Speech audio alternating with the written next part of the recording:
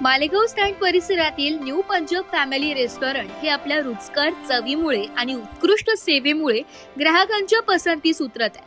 कुटुंबासोबत किंवा मित्रमंडळींसोबत स्वादिष्ट जेवणाचा आनंद घ्यायचा असेल तर हे रेस्टॉरंट एक उत्तम पर्याय ठरत आहे. येथे व्हेज तसेच नॉनव्हेज पदार्थांची विशेष सोय असून खास पंजाबी चवीचे विविध पदार्थ ग्राहकांसाठी उपलब्ध आहे.